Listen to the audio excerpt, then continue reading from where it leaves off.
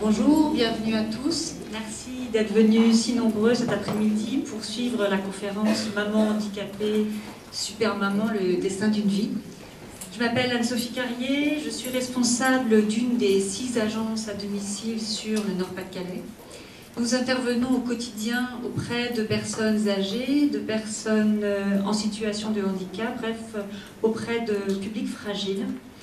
Dans ce cadre, nous essayons de leur apporter un soutien et de répondre à leurs grandes interrogations. Une de ces interrogations, justement, c'est l'handiparentalité, et c'est pourquoi on a organisé cette manifestation aujourd'hui. C'est vrai que l'amour, vivre à deux, le désir d'enfant, c'est quelque chose d'assez banal, d'être complètement assumé. Ça l'est en règle générale.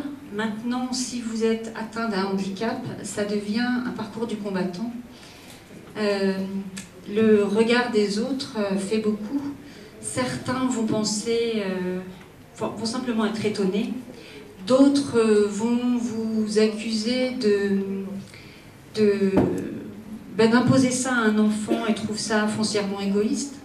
D'autres encore vont dire que le handicap est complètement en adéquation avec la vie de famille. Bon, en fait, aujourd'hui, on va parler de ce problème-là.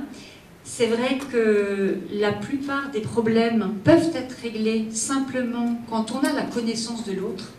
Finalement, quelque part, le fait de ne pas connaître, l'ignorance, c'est souvent la base du racisme, de tous les racismes.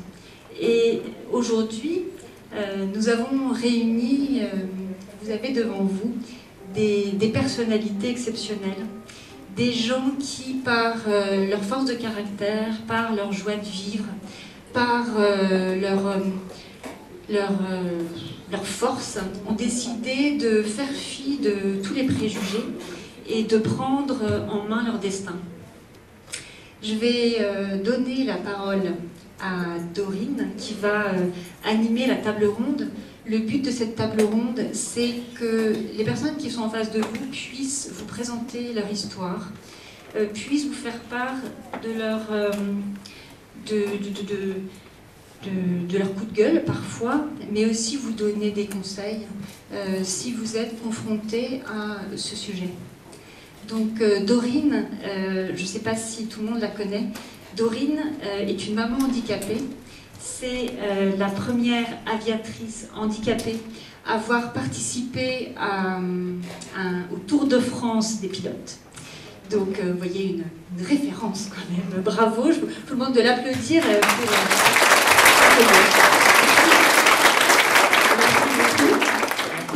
Bonjour à tous et merci à vous d'être venus aussi nombreux autour de cette table ronde sur l'handiparentalité.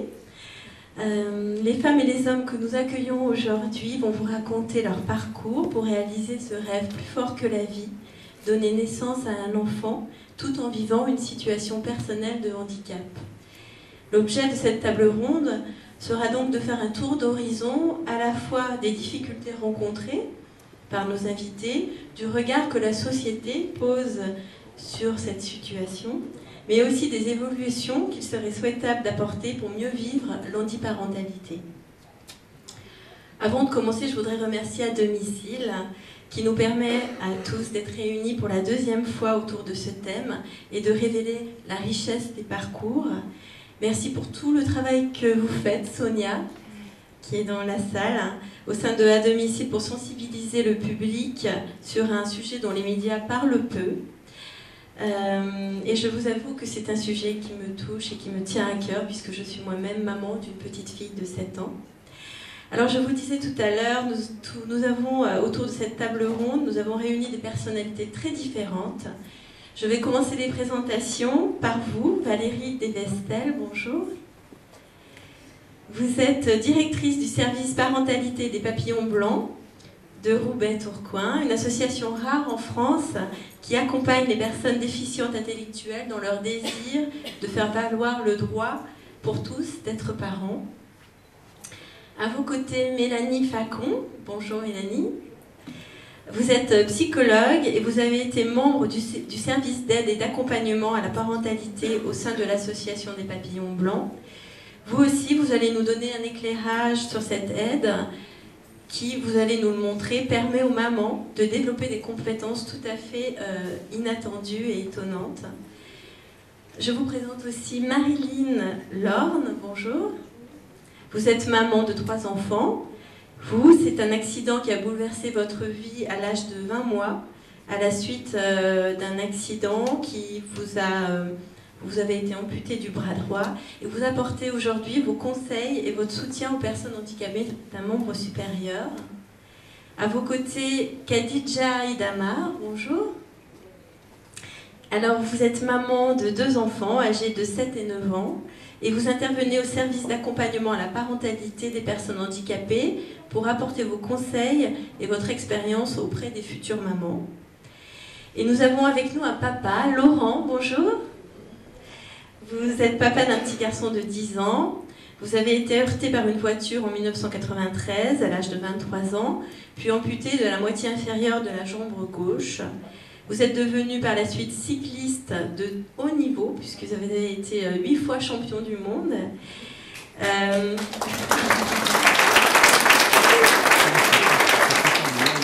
Vous allez nous faire partager votre vision du handicap, qui, comme en témoigneront nos autres invités, ne doit ni enfermer, ni devenir un frein dans la réalisation de nos rêves les plus grands.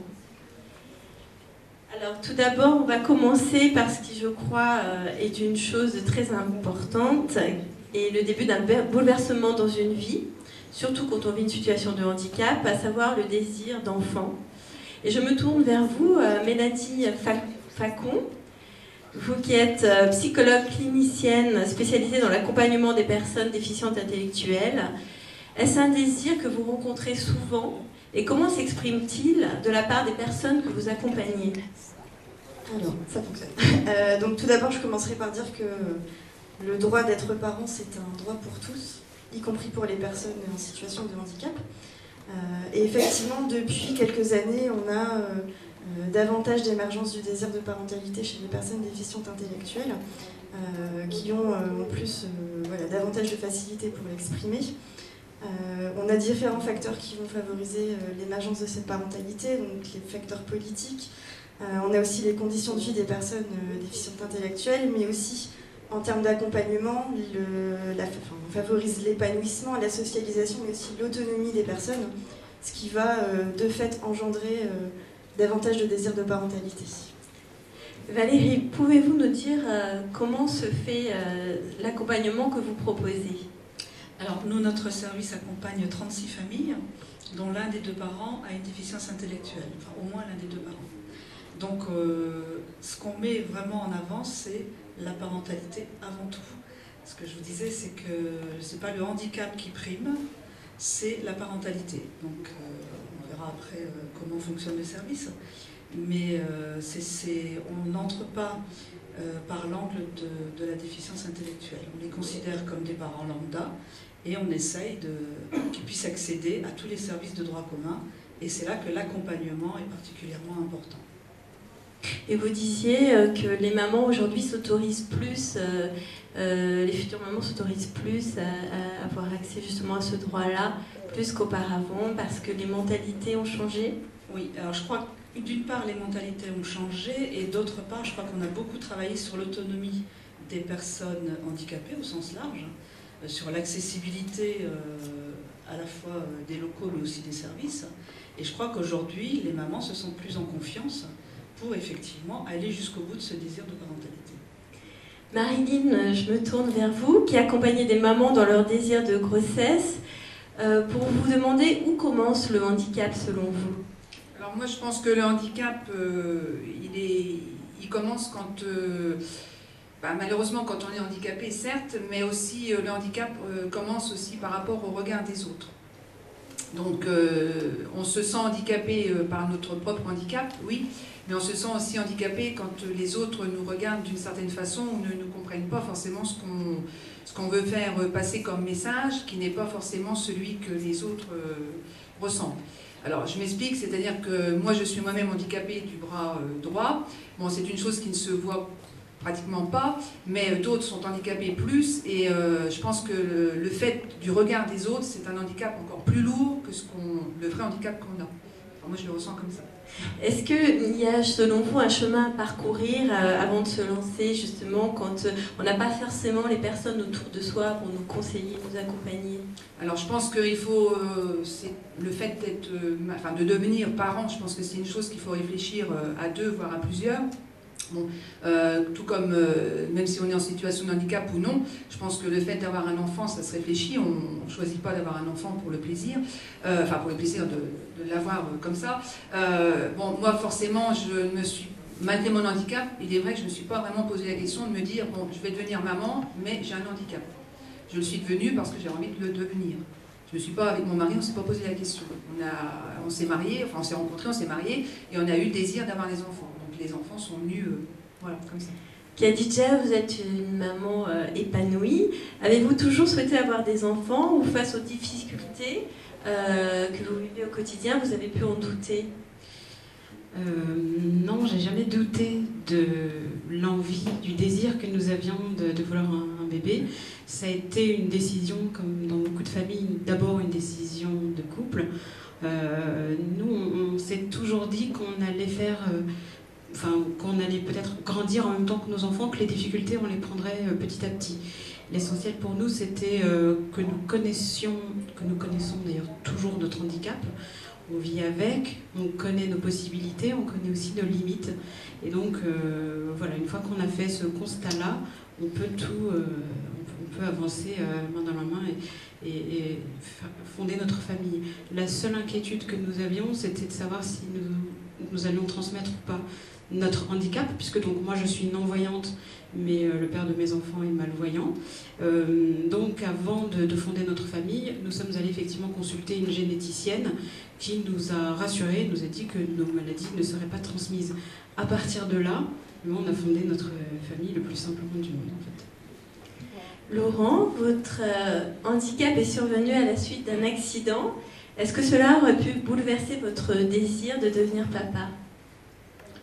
Non, alors pas du tout. Moi j'ai toujours adoré les enfants, j'ai toujours été le super pote des enfants de mes amis. Et ma femme me disait tout le temps, et tu penses pas qu'avoir un enfant à nous ce serait beaucoup mieux. Comme beaucoup d'hommes, j'étais d'accord, mais jamais pressé. Et comme la femme a toujours raison, un jour j'ai dit bon bah ok, allons-y, lançons-nous. Voilà. J'étais tout le temps axé sur mon calendrier sportif en me disant non, là je vais faire ces championnats-là, je vais faire les Jeux Olympiques, je vais faire ceci. Donc on va attendre 1 an, 2 ans, mais si elle m'avait écouté, on aurait repoussé jusqu'à la fin de ma carrière. Donc elle a bien eu raison. Valérie, pouvez-vous nous préciser ce que dit la loi en matière justement de droit pour tous, ce désir d'enfant? Je crois que la loi est la même pour tout le monde, donc il n'y a aucune raison qu'une personne handicapée n'ait pas accès à la parentalité comme tout le monde.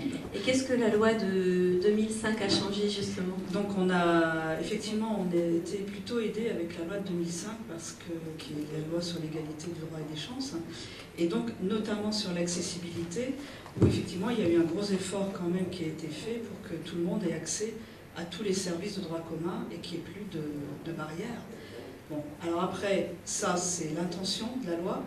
Après, je crois que nous, on voit bien dans notre service qu'on doit accompagner quand même. Ça ne se fait pas d'emblée. Je crois que quand on va vers une maternité, vers un service social, vers des médecins, je pense qu'il est nécessaire, même si l'accueil est meilleur aujourd'hui, il est nécessaire quand même d'accompagner les personnes, de faire l'interface entre les deux pour que l'information soit bien comprise. Alors voilà, un beau jour, le miracle se produit, on tombe enceinte. Mélanie, est-ce parfois une grossesse un peu mystérieuse pour les mamans que vous accompagnez, ou se sentent-elles bien informées? Alors je vais rebondir sur ce que disait Valérie en termes d'accessibilité. Donc effectivement, pour les personnes déficientes intellectuelles, il y a certaines informations qui sont peut-être plus difficiles à comprendre. J'insisterai beaucoup sur ce point, mais il y a une importante variabilité entre chaque personne. Donc on accompagne bien des personnes qui sont toutes différentes les unes des autres, donc certaines vont avoir plus de difficultés ou moins de difficultés que d'autres. Ce qui est important dans notre accompagnement et ce qui est fait au service d'aide et d'accompagnement à la parentalité, c'est l'accessibilité, l'adaptation des informations qui sont données aux futures mamans. Donc les difficultés, elles se situent dans la compréhension des concepts abstraits, le fait de pouvoir reprendre avec la personne de façon individuelle, de pouvoir réexpliquer, de pouvoir répéter, mais aussi d'avoir des supports adaptés. Donc on l'a présenté aussi sur le stand, notamment sur le facile à lire et à comprendre. Ça va permettre aux personnes de pouvoir s'approprier les informations qui leur sont données. Marilyn, comment avez-vous été accompagnée durant votre grossesse? Alors, ça marche? Non, c'est un souci. Alors moi, pour ce qui est de ma propre personne, je n'ai pas du tout été accompagnée en dehors de mon entourage, c'est-à-dire en dehors de mon mari et de mes proches et de mes proches amis. Dans le centre hospitalier dont je fais partie, il n'y avait aucune équipe médicale formée pour m'apporter les réponses aux questions que j'aurais pu me poser. Alors il est vrai que je ne m'en suis pas vraiment posée, mais j'aurais pu. Je suis arrivée donc à la maternité et malheureusement, bien que aussi sympathique qu'elle soit, toute l'équipe médicale n'avait aucune astuce à me proposer pour, ne serait-ce que pour porter un enfant en situation de handicap avec un membre supérieur en moins, comment prendre le bébé pour lui donner le biberon, comment le changer, et ni pendant les visites qui étaient obligatoires auprès du gynéco, ni auprès des médecins, ni après, une fois rentrée à la maison. Vous aviez des angoisses particulières? Alors, je ne suis pas d'un tempérament à être angoissée plus que ça, enfin au niveau de mon handicap, on va dire, mais non, je ne me suis pas vraiment posé de questions. En fin de compte, c'est venu de façon tout à fait naturelle, mais c'est vrai que j'aurais aimé quand même à ce qu'on me dise, ne serait-ce qu'en sortant de la maternité, avez-vous besoin d'aide? Khadija, pouvez-vous nous parler, vous aussi, de votre ressenti? Alors, pour ma première grossesse, je n'ai bénéficié d'aucune aide. Et puis, quand j'ai eu mon premier bébé, on m'a tout de suite parlé du service d'accompagnement à la parentalité des personnes handicapées, que j'ai refusé parce que j'avais peur que ce service-là fasse les choses à ma place, prenne le bébé pour le peser quand j'arrivais en consultation, des choses comme ça. Donc j'ai dit non, et mon mari, qui est beaucoup plus sage que moi, m'a dit mais si, on ne peut rien à y aller. Donc on a rencontré le service. Et aujourd'hui, je suis là pour témoigner du bien fondé, de l'absolue nécessité de ce genre de service. Donc voilà, pour ma deuxième grossesse, j'ai été suivie par ce service-là. Mais ce qui a changé depuis 7 ans, c'est que désormais, les parents déficients visuels ont par exemple la possibilité de suivre l'évolution de leur corps, puisqu'on trace des échographies en relief. Ce sont des choses qui n'existaient pas quand j'étais enceinte de mon deuxième bébé et qui, je crois, ça fait partie un petit peu des adaptations qui sont absolument nécessaires parce que les parents déficients visuels, les mamans ne connaissent pas forcément la forme de leur corps, de leur utérus et comment il évolue au fur et à mesure de la grossesse. Donc c'est vraiment très important qu'on puisse le toucher. Et puis, tout comme le service de Valérie, c'est un service qui accompagne de façon très personnalisée les parents déficients visuels. Moi, j'ai fait le choix de servir ce service-là, c'est un petit peu redondant, mais en tant que maman relais et en tant que monitrice de portage aussi. Valérie, quel regard porte-t-on sur les futures mamans que vous suivez, que vous accompagnez? Alors, nous, on essaie effectivement d'avoir un regard positif, puisqu'on est là pour les accompagner, mais c'est vrai que c'est pas toujours simple. Je crois que le fait que ces parents soient déficients intellectuels, il peut y avoir une certaine réticence. Donc, on disait tout à l'heure que le regard était important, mais c'est vrai que c'est important. Et parfois, nous, on trouve que la naissance est moins joyeuse que pour d'autres mamans, et je pense que nous, on est en train aussi de prendre conscience de ça en tant que professionnels et d'y faire attention. On aurait peut-être tendance à voir la montagne de difficultés qui peut suivre la naissance, alors que vaut mieux peut-être découper la montagne en petits morceaux, comme je dis souvent, et puis prendre les choses comme elles vont venir. Et voilà. Et puis je pense que nous, on constate dans l'équipe qu'on a un partenariat très fort aussi avec d'autres services et que des aides, on peut en avoir. Je crois que le tout, c'est que la famille elle puisse avoir accès à ces aides. Donc voilà, on est là pour ça. Il y a toute une éducation à faire, même au niveau de la famille, hein, des grands-parents notamment. Tout à fait, c'est pas toujours simple. Les grands-parents ont parfois peur, hein, mais ce qui est aussi légitime. Hein. Et c'est vrai que tout à l'heure on en parlait, c'est pas toujours facile non plus. Hein, il y a des difficultés qui émergent. Voilà. Mais je pense qu'on doit faire un effort aussi pour que cette naissance arrive dans un contexte positif. Et ne pas toujours mettre en avant, alors ça on en a beaucoup débattu ce matin, mettre en avant les compétences avant de mettre en avant toutes les difficultés qui peuvent arriver. Mélanie, pouvez-vous nous dire quelle communication vous avez mis en place pour expliquer aux mamans l'accouchement, qui est une étape très forte et j'imagine très particulière, justement quand les mots viennent à manquer? Alors ces accompagnements, ils vont principalement être faits par les professionnels du service d'aide et d'accompagnement à la parentalité qui sont eux présents au quotidien et auprès des personnes. Donc c'est principalement eux qui vont œuvrer dans ce sens et effectivement, donc ça revient à ce que je vous disais tout à l'heure, c'est pouvoir réexpliquer à la personne, donc pouvoir aussi l'assister au cours des rendez-vous médicaux, pouvoir reprendre avec elle, réexpliquer et adapter des supports notamment visuels qui vont permettre de rendre concrètes les informations. On a aussi au service, et je trouve que c'est un événement très important, le lundi des parents, qui permet justement aux parents de se rencontrer, de pouvoir échanger ensemble, donc des parents qui sont déjà parents et des parents futurs parents, qui vont pouvoir poser leurs questions et se voir rassurés sur l'avenir de leur enfant, la grossesse et l'accouchement. Merci. Marilyn, est-ce que vous avez suivi un traitement particulier ou bénéficié d'une méthode particulière pour votre accouchement? Non, je n'ai subi aucun traitement particulier, ni de méthode mise en place pour moi personnellement ou pour d'autres. Alors, c'est ce que j'expliquais tout à l'heure à des personnes qui sont venues sur mon stand. J'ai eu l'occasion, lors de ma première grossesse, d'être inscrite au cours d'accouchement. Et malheureusement ou heureusement, j'ai ma première fille qui n'a pas attendu pour sortir, on va dire ça comme ça. Donc elle est venue avec 5 semaines d'avance et malheureusement les cours d'accouchement commençaient 2 jours après sa naissance. Donc pour vous dire que je n'ai pas pu assister à ces cours, donc j'ai été obligée de me débrouiller toute seule avec mes propres méthodes, mes propres astuces. Voilà. Et puis après, bon, je vous dis, le suivi s'est fait tout naturellement comme une maman lambda. Hein. J'ai pas eu de suivi particulier, j'ai pas eu d'aide particulière, ni même après au niveau matériel, on m'a pas proposé quoi que ce soit. Et vous, Khadija? Alors pour ma part, pas de suivi particulier non plus. Par contre, à partir de mon deuxième bébé, non seulement j'ai eu bénéficié effectivement de l'aide du SAPBH, mais également de groupes de discussion entre parents déficients visuels. Donc j'ai beaucoup reçu de la part de parents plus âgés que moi pour tout ce qui concerne l'accouchement, les premiers moments avec le bébé, etc. etc. Et puis le matériel un petit peu spécialisé qu'il faut avoir.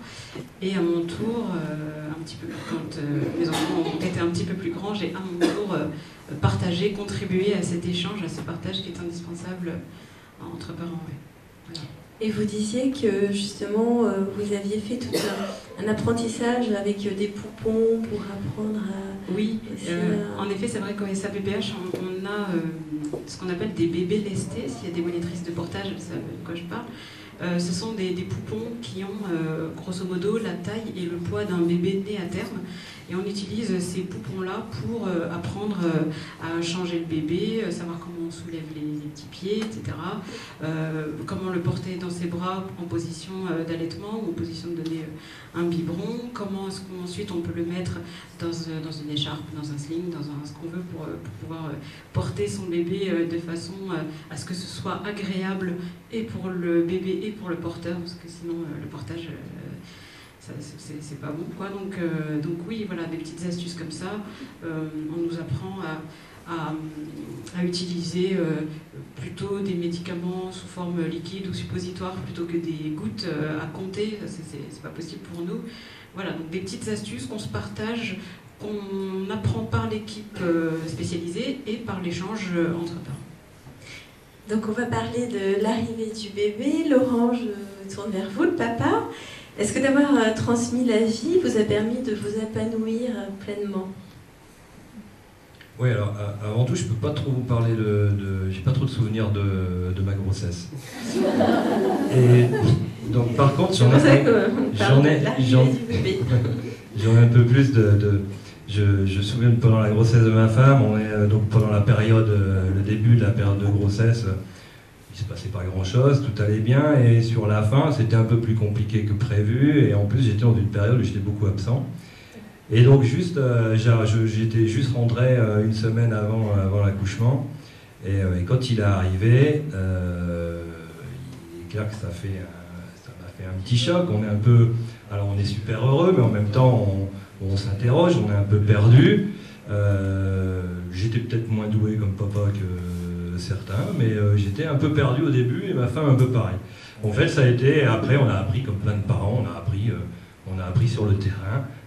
Et puis voilà, et puis on a connu tous ces moments de bonheur à chaque année passée, avec un nouvel objectif, c'est d'éduquer son enfant, de le rendre heureux et de le faire devenir le meilleur possible. Et il y a eu, pour moi, donc quand on parle d'épanouissement, je sais que j'ai fait, dans toutes mes compétitions sportives, j'ai toujours gagné des trucs, et donc c'était toujours super. Mais je sais que le fait d'avoir un enfant, ma dernière compétition lors des Jeux Olympiques de Londres, j'ai gagné une médaille, donc une épreuve sur piste, sur un vélodrome. Et c'était la première fois que mon fils venait à une compétition majeure, parce que ça tombait toujours mal avec l'école. Mais là, on avait décidé, c'est la dernière, tu viendras. Et j'ai gagné cette médaille. Et quand je suis descendu du podium et que je suis allé le voir, partager ça avec son enfant, moi c'est la première fois qu'une médaille m'a fait... j'ai jamais pleuré sur un podium, où j'ai toujours été heureux de gagner, mais j'ai jamais pleuré. Et c'est la première fois où j'ai pleuré, quand je l'ai vu pleurer, et qu'il m'a dit « Papa, t'es un champion » et tout. Donc faire des enfants, quand ça vous apporte ce genre de moment-là, c'est tout simplement magique, quoi. Donc voilà, avoir un enfant, bien sûr que ça m'a épanoui, ça m'a rendu encore plus heureux, et puis ça me rendra, je l'espère, encore bien plus heureux plus tard. Marilyn, est-ce que vos enfants vous ont fait oublier votre handicap ou inversement? Oui, je pense qu'ils me l'ont fait oublier, mais à vrai dire, je l'avais déjà oublié, mon handicap. Parce qu'en fin de compte, moi je suis handicapée, certes, mais je vis tellement bien ma vie que le handicap, je lui en fais complètement abstraction, et je lui fais, comme je dis toujours, de ma main restante, je lui fais un beau pied de nez. Donc voilà, c'est une façon de dire. Mais non, mes enfants m'ont permis, oui, de m'épanouir et de prouver que malgré mon handicap, je pouvais être une super maman et une super épouse aussi. Donc je pense que mes 3 enfants sont fiers de leur maman, et moi je suis fière de mes enfants aussi. Et vous, Khadija? Moi, je trouve que la parentalité m'a vraiment fait, je sais pas, grandir, mûrir. J'ai appris beaucoup. Mes enfants m'ont forcé à apprendre beaucoup sur moi-même. Je sais pas, ils m'ont poussé, je me suis poussée, on s'est tous poussés. Enfin voilà, ça a été, ça reste vraiment quelque chose de très très fort. Voilà, il n'y a pas de difficulté entre eux et moi du fait de mon handicap. C'est naturel. Quand ils me disent regarde, ils me prennent la main, ou alors ils me disent regarde, ah non tu peux pas regarder, t'as les mains mouillées, je sais pas, c'est des phrases bizarres, mais on se comprend, voilà.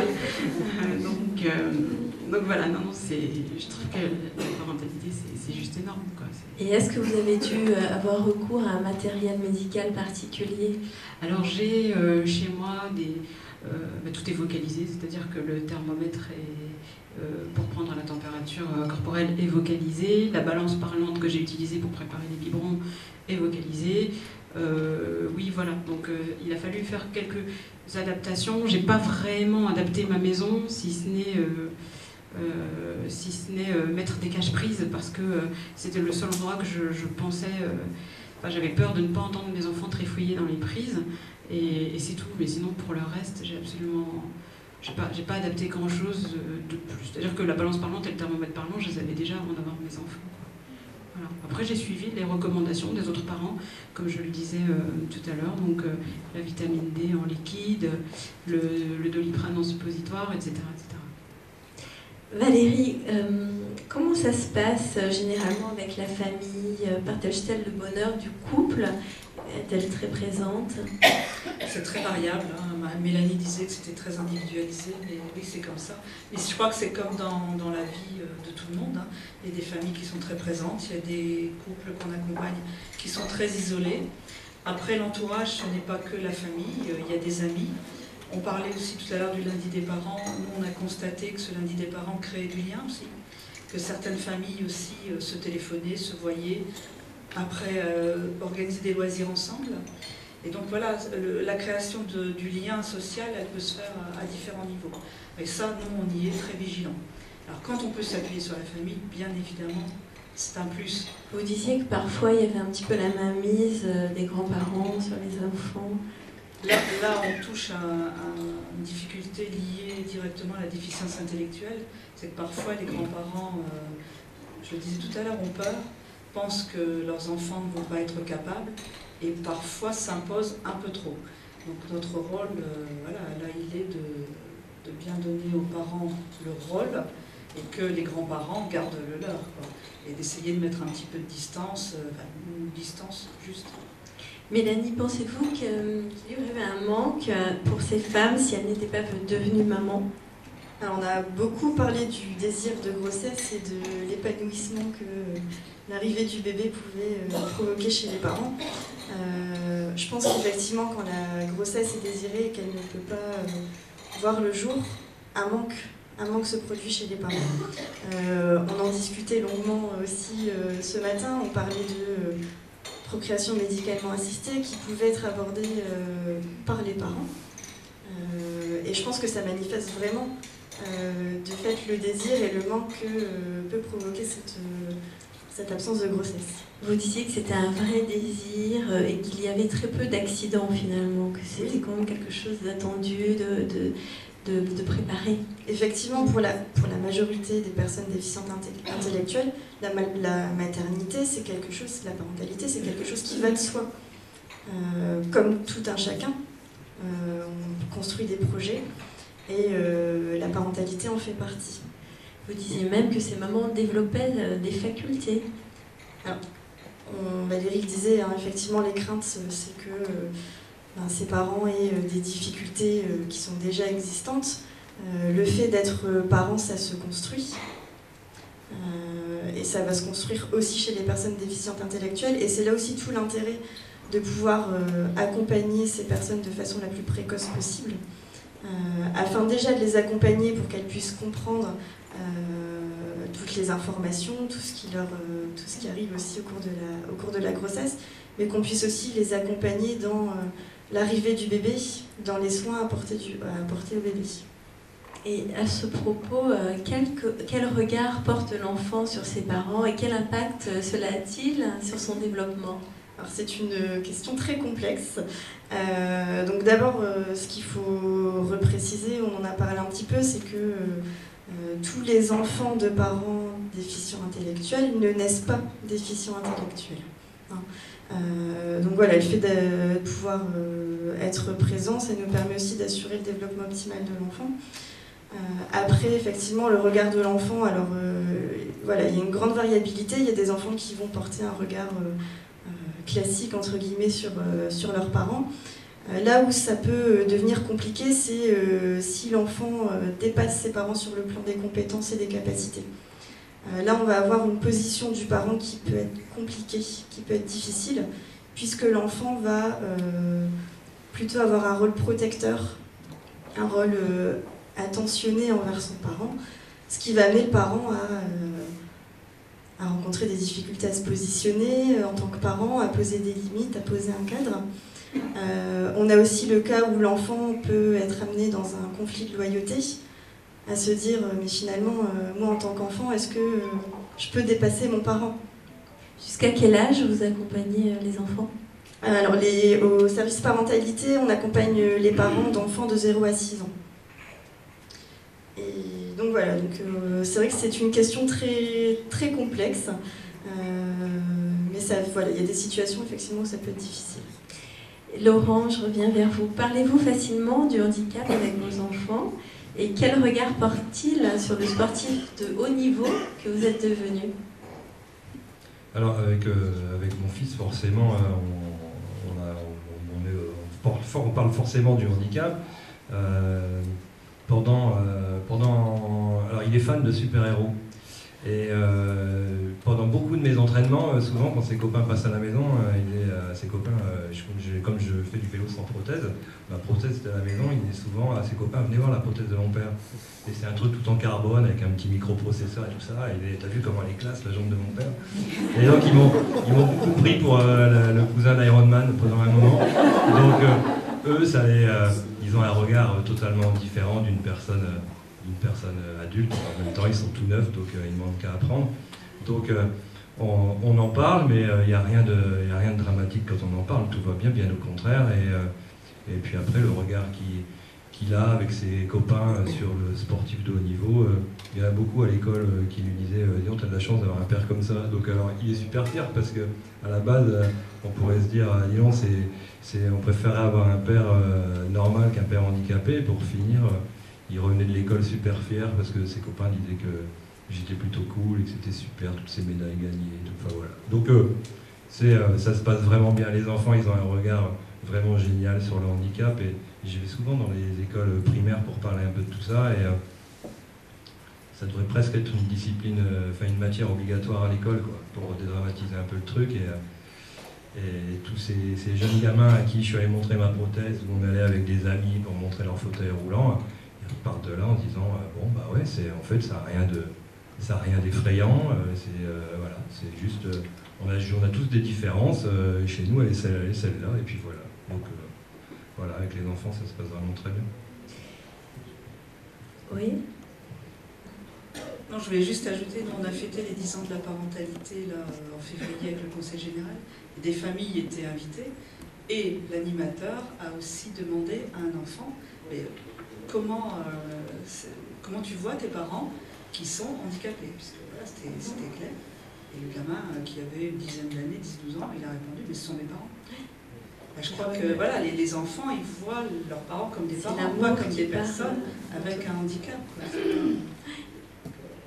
Khadija, vous avez dû faire des aménagements particuliers pour accueillir vos enfants, sécuriser la maison par exemple? On avait parlé un peu tout à l'heure. Oui. Bah, j'ai simplement sécurisé les prises, hein, parce que c'est vraiment quelque chose qui me fait vraiment peur, moi.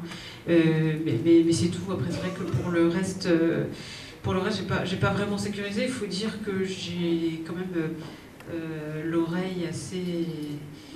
En fait, je sais pas si c'est moi qui ai le Wi-Fi ou si c'est les gens qui voient qui n'utilisent pas leurs oreilles. Je ne sais pas. Mais en tout cas, j'utilise à fond effectivement mes sens et ils sont tous en éveil quand je suis avec mes enfants. Hein, je suis connectée avec eux tout le temps. Où que l'on soit, etc. Donc c'est vrai que quand ils étaient petits, j'étais capable de loin de leur dire relève-toi, arrête de faire ta colère, etc. Des choses comme ça, parce que j'entendais très bien, le niveau de la voix n'est pas le même si l'enfant est à terre, le visage vers le sol ou s'il est debout. C'est vraiment une attention extrême. On partageait une expérience tout à l'heure commune qui était que toutes les deux on ne pouvait pas utiliser de poussettes et que nous avions des bébés donc portés qui devenaient des bébés pot de colle. Oui, alors ça ça dépend. C'est-à-dire que dans certaines familles, c'est les bébés qui sont pot de colle. Chez moi, c'est la maman. Moi, j'ai une pot de colle.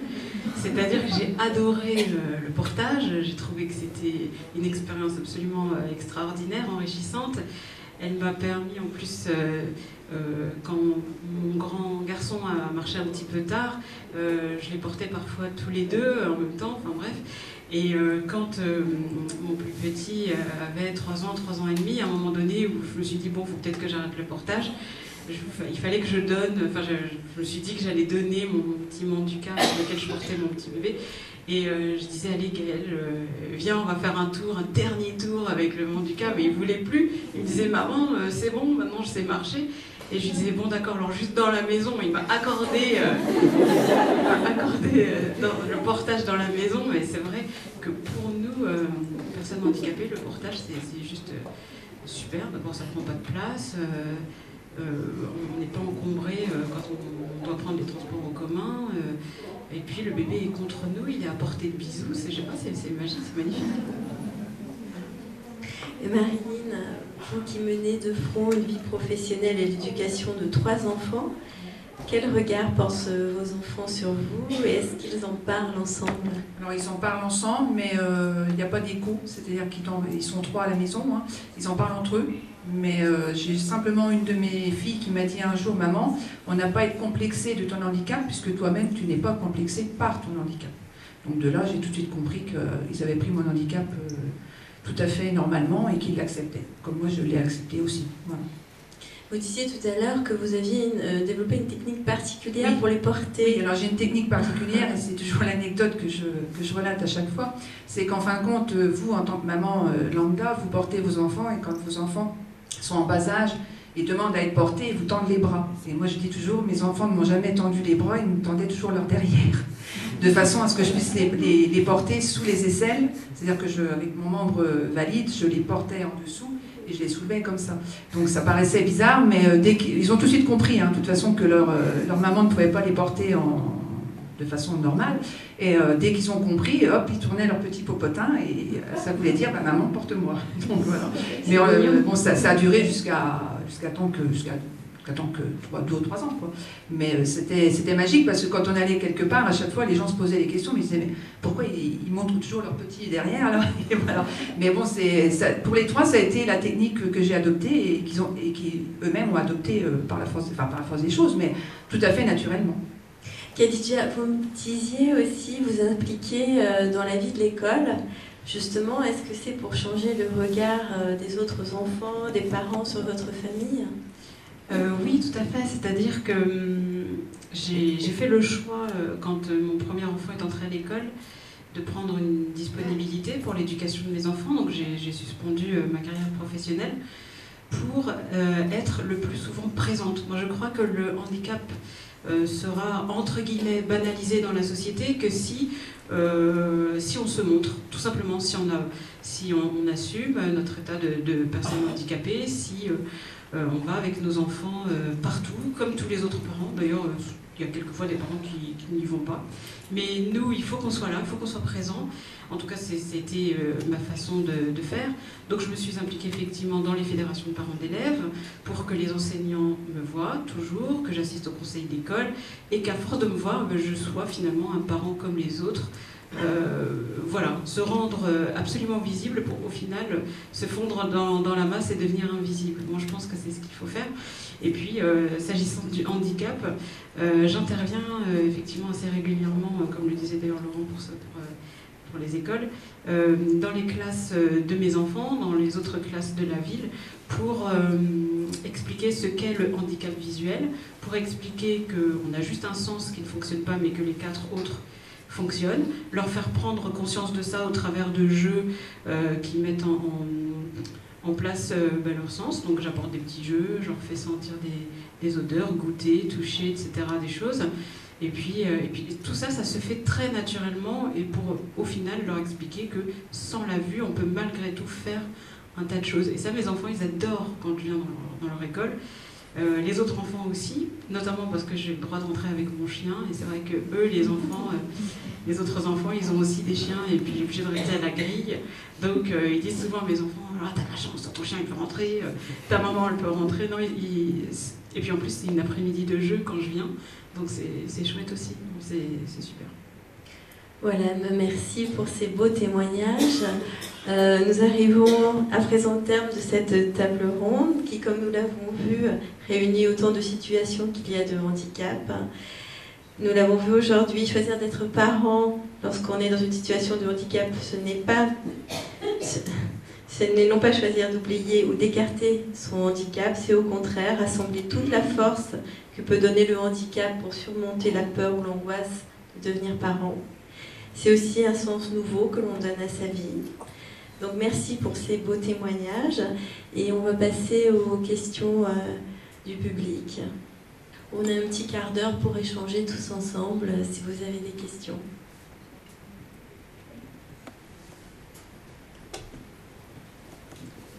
Oui, bonjour. Une question pour Madame Carlier. Tout à l'heure, vous disiez, donc vous accompagnez les parents avec enfants jusqu'à l'âge de 6 ans.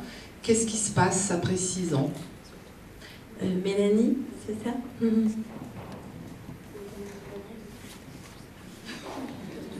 Oui, en fait, on a une convention avec le Conseil général donc, qui a recentré notre activité sur les parents d'enfants de 0 à 6 ans. Donc, ce qui n'était pas le cas auparavant, où on pouvait accompagner les parents plus longtemps. Donc, alors, effectivement, c'est une bonne chose ce recentrage sur les 0-6 ans, parce que ça nous permet de commencer l'accompagnement très tôt. Et là, actuellement, on le voit parce qu'on a énormément de parents avec des jeunes, avec des bébés. Donc, on démarre l'accompagnement très tôt et voilà, ça évite quand même un certain nombre de difficultés qui peuvent survenir et du coup prendre des proportions importantes. Donc ça, c'est une bonne chose. Maintenant, voilà, une personne déficiente intellectuelle le reste par définition. Et donc on essaye de travailler aussi sur des relais pour les parents qui ont des enfants de plus de 6 ans. On a une chance assez importante sur Roubaix-Tourcoing où on a vraiment des partenariats actifs et faciles à mettre en œuvre. Donc on a le point famille de Roubaix par exemple. On a des services comme ceux-là qui peuvent prendre des relais. Bon, maintenant, voilà, on se demande si à terme ce sera suffisant pour certaines familles. Voilà, donc on réfléchit toujours à d'autres solutions. Je vais rebondir aussi sur l'âge justement des enfants de parents accompagnés. Donc on disait c'est important de pouvoir accompagner de façon précoce les parents. Seulement, donc les parents en situation de handicap sont des parents qui vont avoir un niveau de stress élevé, ce qui va avoir aussi un impact sur leur niveau de compétence, sur leur sentiment de compétence parentale. Et en fait, plus l'enfant grandit et plus il avance dans sa scolarité, et plus le parent va avoir un niveau de stress élevé. D'où la nécessité justement de pouvoir poursuivre l'accompagnement, que ce soit au service parentalité ou par des relais qui peuvent être passés, de pouvoir poursuivre l'accompagnement et développer davantage le sentiment de compétence parentale en tout cas, des parents. On peut dire que c'est quelque part une vraie renaissance pour ces mamans du fait que voilà, elles développent de nouvelles compétences, ce sont des mères avant d'être des personnes handicapées. Elles se considèrent ainsi. Puis ça va plus loin parce que je pense que c'est aussi une vraie reconnaissance sociale. Je pense que le fait d'être maman, voilà, le regard change aussi sur ces personnes qui ont une déficience intellectuelle. Donc je crois que ça va bien au-delà, on ne se rend pas compte de l'impact que ça peut avoir. Et vous disiez que ce service n'existait dans la région. Oui, dans la région, il y a 9 services d'accompagnement à la parentalité dans les 9 associations du Nord. Mais on se rend compte qu'effectivement, en France, c'est quelque chose qui n'existe quasiment pas. Donc, et comment pourrait-on développer ce genre de service, justement, qui est tellement utile? Je pense qu'aujourd'hui, nous, on est très sollicités pour parler de notre service. On a fêté les 10 ans de la parentalité, ça a eu un impact, même au-delà de la région Nord-Pas-de-Calais. Et voilà, donc je pense que voilà, petit à petit, nous, on transmet notre expérience et on espère c'est un que modèle, ça va un modèle, je ne sais pas. Nous, on a construit notre expérience au fil des 10 années. Voilà, on a en échangé avec d'autres personnes en disant ailleurs ça n'existe pas, on parlait des maternités. J'y pense parce que je vois la maternité de Roubaix devant moi avec qui on travaille vraiment très bien. Et dans d'autres régions, il n'existe rien, quoi. Donc oui, nous on est prêts effectivement à transmettre, à aider d'autres services à se créer ou à se développer, ça, il n'y a pas de... Et Marilyn, vous intervenez sur quel secteur? Vous intervenez partout en France? Non, je n'interviens pas partout en France pour raisons personnelles, parce que j'habite dans l'Aube, en région Champagne-Ardenne. Donc je me contente maintenant de consulter principalement ce que j'appellerais le Grand Est. Donc ça prend en considération les départements suivants, c'est-à-dire 10, l'Aube, la Marne, la Haute-Marne, la Seine-et-Marne, la Côte d'Or, la Moselle, la Meurthe-et-Moselle, et puis les Vosges et la région, enfin Paris et la région parisienne. Donc là, je suis là exceptionnellement aujourd'hui. Donc c'est vrai que si parmi vous, il y a des personnes qui sont intéressées, je ferai l'effort de ce que j'appellerais monter dans le nord. Mais si par exemple on me demande d'intervenir sur Bordeaux, Biarritz ou toute la côte, non, malgré que la côte, le sud soit joli, si pour raison personnelle, je n'irai certainement pas, à moins que vous me payiez tous les frais, oui d'accord. Mais sinon, non, je me contente uniquement ce que j'appellerais le Grand Est pour l'instant. Donc l'activité se développe petit à petit, puisqu'elle a été créée en juillet 2013. Donc pour l'instant, c'est avec plaisir justement que j'accepte de venir dans des conférences comme ça, ce qui me permet d'élargir notamment mon carnet d'adresses et ensuite de pouvoir faire le... Enfin, ce que j'attends aussi, c'est que les personnes comme vous qui assistez aujourd'hui fassent le relais pour dire aux autres personnes, vous voyez, ça existe dans l'Aube et il y a une personne qui peut vous apporter des conseils. Voilà. Vous avez suivi combien de mamans jusqu'à présent? Alors des mamans, j'en ai 2 dans l'Aube pour l'instant, et c'est tout pour l'instant, parce que justement les personnes sont assez, je dirais, assez frileuses dans le sens où c'est une activité qui vient de se créer et qui malheureusement n'est pas encore vraiment développée et vraiment connue. Donc les gens les personnes sont un petit peu réticentes, sont un petit peu, ont peur justement de ce que je vais pouvoir leur apporter et ils n'ont pas encore conscience que ce que je peux leur apporter, ça leur apportera que du bien-être par la force des choses. Et donc c'est pour ça que j'ai besoin de personnes qui fassent le relais. Comment vous vous faites connaître dans la région? Alors je me fais connaître par des émissions télévisées notamment. Donc je suis passée sur, j'ai eu la chance de rencontrer des journalistes super sympas sur France 3 qui ont accepté de faire un reportage sur mon activité, mais qui malheureusement n'a été diffusé qu'en Champagne-Ardenne. Donc, par les réseaux sociaux, j'ai pu communiquer et dire, voilà, je passe à la télé, regardez la télé. Donc, effectivement, il y a des autres personnes d'autres départements qui ont eu la chance de me voir. Bon, là, j'ai la chance d'être entrée en contact par un ami qui s'appelle Philippe Croison, qui a fait à la nage, qui n'a plus de bras, plus de jambes. Donc, qui lui est chroniqueur à France 5 et qui m'a permis de franchir les portes de France 5 aussi. Et donc, bientôt, vous allez le voir sur France 5, dans l'émission Magazine de la Santé. Sinon, c'est des journées comme aujourd'hui, des choses comme ça, et puis beaucoup de personnes qui ont la gentillesse justement de faire le relais. Parce qu'il est il est très difficile dans ma profession de franchir les portes de ce que j'appellerais l'équipe médicale, donc les blouses blanches, sont assez réticentes parce qu'ils ont leur équipe et malheureusement ils n'ouvrent pas les portes à des personnes comme moi qui pourtant peuvent ne faire qu'apporter du bien et conseiller des personnes qui en ont besoin. Voilà. Vous avez d'autres questions? Je crois que vous êtes venu avec votre époux, Philippe. Est-ce que... Il se fait tout petit, lui. Oui, il aurait là-bas. Une petite anecdote à nous raconter sur cette super maman. Oui, je pense qu'il en a une quand même. C'est parce que, bon, je vais interpréter à sa place. Il dit toujours que finalement, ma force de caractère lui a fait oublier mon handicap. Donc, mais bon, si tu veux le dire, tu peux le dire aussi. Vous n'êtes pas venu avec toute la famille? Non, mes enfants, mes enfants sont, les 2 premiers sont majeurs, donc ils suivent des études, et la petite, elle est encore au collège.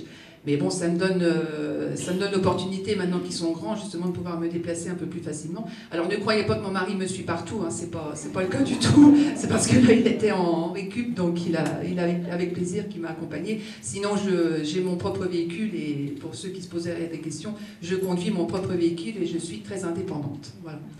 Ça, il faut le signaler quand même. Écoutez, j'espère que ce moment d'échange vous aura été précieux. Merci à vous tous de nous avoir fait partager votre expérience. Je vous propose maintenant... Ah oui, je voulais d'abord, remercier nos partenaires, ils sont nombreux ici, du monde associatif, du monde privé, les institutionnels. Remercier aussi Entreprises et Cités qui nous a accueillis aujourd'hui. Et remercier aussi tous ceux, les petites fourmis de l'ombre, comme je les appelle, qui nous ont aidés depuis plusieurs mois à organiser cette manifestation et à la promouvoir. Voilà, je vous propose maintenant, si vous le voulez, de continuer le débat autour d'un verre qui sera servi dans le hall. Et puis pour ceux qui n'ont pas pu encore tester les petits ateliers, je vous conseille d'y aller, c'est vraiment intéressant. Prenez le temps de faire la queue. Il peut y avoir un peu la queue, mais prenez le temps, vous allez voir que C'est des ateliers qui vous permettent de vous mettre en situation de handicap, plusieurs sortes de handicap. Et c'est intéressant de... Enfin, je vous en dis pas plus. Essayez, vous allez voir, c'est surprenant et vous allez sûrement beaucoup apprendre. Voilà, merci à tous et à tout de suite dans le hall.